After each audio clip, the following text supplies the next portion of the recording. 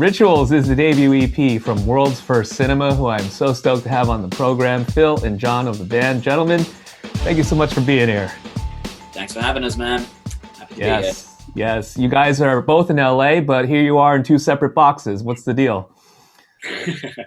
We haven't quite crossed over into living together just yet, but we're about a hairbreadth away from it. Yeah. Yeah, what he said.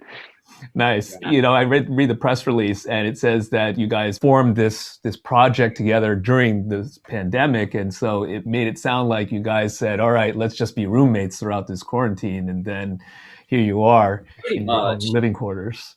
Yeah, I mean, it's pretty much that. Yeah, like we do have separate apartments, which we go to at sort of the end of the day, but more or less most days we're together. And yeah, we both have our little home studio set up, so we kind of dart backwards and forwards depending on what we're doing. And, you know, it's like a 15-minute drive to each other's place, so it's like super easy. Oh, it's not bad. Yeah. So it wasn't like this project was a strictly Zoom session. You actually were able to hang out together. And no, I don't know how we would have done that. I really admire people who can hop on Zoom and make that work, because it's tough. It's like, it's really hard to translate like all your creative energy and like really articulate your thoughts when you're not with the person in the room bouncing around, like putting things together, you know. But maybe that's just me. But no, I was at the beginning of the pandemic, like Phil said, we basically were like, all right, you're my person. We're going to make this project happen and spend, you know, every day, if not every other day, working in studio together in person, because that was the way to make it work. Using that tagline of forming during the pandemic, what was it that, Phil, that you saw in John that was intriguing about him, that you said, man, you're my guy? And John, what was it that you saw in Phil that made sense to you to move forward with it? That's a great question. Yeah, I mean, it's one of those things like you can't really plan for it. It's not like I sort of sat there and was like, oh, you know, who's the guy? It was more that like I had this idea to kind of do some like more sync focused stuff, and I was just thinking like, oh, who would be cool to maybe sing on it? And I just sort of got to know John a bit, and we kind of worked on a couple little things, and I was like, dude's got a killer voice, like let's just jam, you know, let's just like write a couple tracks, see what happens. And it just so happened that we did 2 songs in the first day. One of them was Can't Feel Anything, that is already released, and one is a song that hasn't come out yet. And it very quickly just became like, oh man, like this is a thing. Just all this together, it just feels so fresh and special. And yeah, but it kind of was one of those things that it just kind of happened organically, you know? Yeah, I would agree. When we first met, there wasn't like a super intentional plan. As with most of those things, you like, whenever you meet a musician for the first time, you always have that like first date with them. And it's like, you know, you're like in studio together and you're kind of vibing them out, and like, maybe it's going to work, maybe it's not. And with Phil and I, like the first time we got in studio, it just worked so well. It was like, you know, within a 48, 72 hour period, I was like, oh, this is life now. Like these, like these songs are the future of what I'm doing. Like the other stuff's got to go. So yeah, it was cool. I feel like we just creatively complement each other really well. Like jigsaw puzzle pieces, like I feel like a lot of my weaknesses are covered by his and vice versa. Had you been aware of each other's music beforehand? I don't think we really had that much. I mean, I was aware of Sinclair because once we started doing this together, we'd already kind of become friends a bit by then. So I was like aware in so much that, you know, I followed John on social media at this point. So I kind of would see him putting stuff out or whatever, but not in any sort of longevity thing. Like I didn't know about John's music till we met, and then I obviously got to know it and thought it was great. And yeah, it was pretty fresh. We kind of were friends for a bit, but like we pretty much like became friends through doing this, if that makes sense. Yeah, which is really cool. I had a similar thing where Phil had and has this really cool electronic project, Problem Child, that I knew existed, but it was when we first started working together, he'd show me mixes in the car and stuff. Oh, like, well, that's really cool, you know? And then, yeah, that technical side of his production like came into our stuff, and then that kind of just exploded and overtook all the other side projects that he and I were working on. But yeah, I was loosely aware of what he was doing. And were you familiar with Neck Deep and his work there? Embarrassingly, like no, and I think I kind of lied and said I was when we first started hanging out because like everyone else seemed to.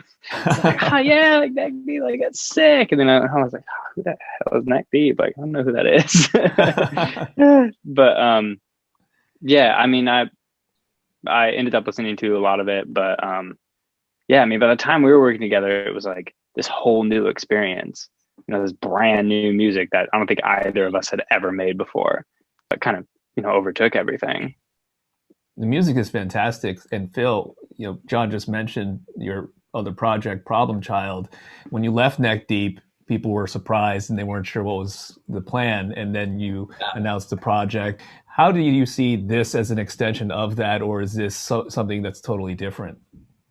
This is definitely different because after I left Neck Deep, although it kind of felt like it was an announcement to do Problem Child, just because that was what I'd kind of shown what I was doing, I was just doing a bunch of stuff behind the scenes and just not really sharing it to social media, like working on other people's projects and writing and producing. And just because I'm just not very good at keeping up with social media, once I left the band, it felt like I didn't have that obligation to keep people updated as much. But, you know, for me, Problem Child was and still was always a bit more just like, yeah, I'm just going to make these electronic tracks for fun and I'm going to enjoy them and I'm not going to sweat it too much. I'm not going to push too hard. I actually didn't really have any intention of starting a new project, you know, like part of the reason leaving the band was to like take a bit of a break from that kind of stuff. But what I did have was this kind of ethos in that, like, I'm just going to do whatever. Like, I live in LA, there's all this opportunity, there's all this cool stuff. I'm working on projects that I find fun. I'm just going to, if something feels fun, I'm going to do it. And if it doesn't, then I'm not. And whatever happens, like something will become. And I'm so glad it did work out the way it did, because as soon as me and John started ripping this thing, it was like no doubt in my mind. It was just like, this is it. Like, I couldn't have planned this. We couldn't have like foreseen it. You just have to like kind of let things happen almost. And once we got a few songs in and the ideas started rolling and the branding and everything, it was just like, oh, like, this is fate like, sorting me out. This is life telling me that I made it. Oh, this is great. Like, I'm so excited. Yeah, that's kind of how it was, you know? And now, obviously, it is definitely the thing. Right. It's amazing music that you guys create. And I understand, quote unquote, the mission statement is something along the lines of where music meets film. It seems like a natural extension of somewhat of your backgrounds in terms of the production side, Phil, and then your experience, John, in terms of the symphonic and orchestral experience that you've had since a young age. How comfortable is it to be able to apply those skills, John, that you have been honing and doing for so long? It's beyond comfortable. It's amazing. It's like, I kind of like Phil was saying that he was kind of taking a break and looking for something else. I don't even think I realized it fully, but with my other project, St. Clair, I was trying to figure out how to like explode it into this cinematic world. And I just couldn't get there. I couldn't make that creative leap alone. And then when we started making this music together, it was like, oh, the bottle's been unscrewed and we can do anything now.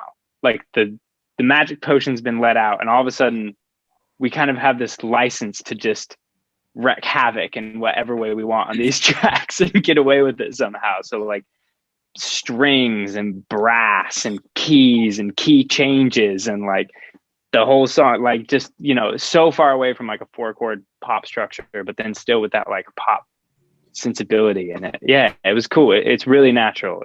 It was exactly what I was looking for. And I don't even think I was looking for it, or I don't even think I knew I was looking for it. I'm going to go back to, I don't know if it's a saying or not, but there are references about how the book is better than the movie and the music's better than the video and so forth and so on. And again, you're going the other way around where you want people to have this visual, but then are you creating this world, this landscape from a live perspective, from a video perspective? How are you approaching this as we start to open up and people can actually see you guys? Kind of everything, right?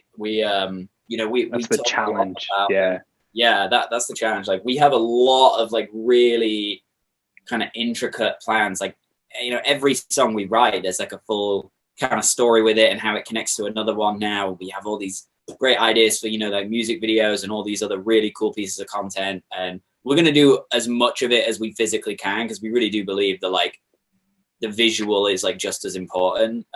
We actually just shot our first music video a couple of weeks ago, which will be released soon, TBD. And we're super excited about it. And we have some other really, really exciting stuff on the calendar in terms of visuals for how we're going to do this. I guess the hope is that it just builds and keeps building to the point where we can afford to like do it the way we want to, but it will be in everything from the music videos to the lyric videos to the merch to the live show. Like we really want it to be this kind of, you know, multimedia like experience type thing, you know? Like it wouldn't be cool if you listen to a song like The Woods, if it was just like us on stage, like in our sweatpants, like playing it, like you wouldn't, what would be the point, you know? Like we want it to be like a rock opera, like a theater production, you know? Like it's got to, it has to hit that like cinematic bar of like bringing the theatrics to the performance. That's really important because we've kind of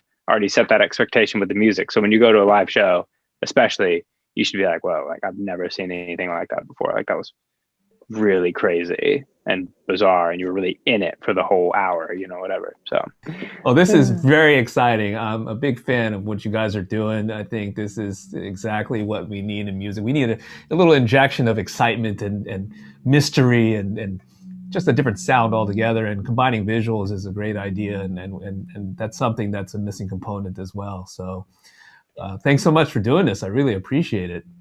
Of course. Thanks for having us. Yeah, and we look forward to the new music and the videos and the live performance. I want to be in golf. I want to be in the real 3D. Well, we got experience. you. Guest list, first show. You better be there. Indeed. You're there. Indeed. Thanks again, guys. All right, brother. Hey, thank you.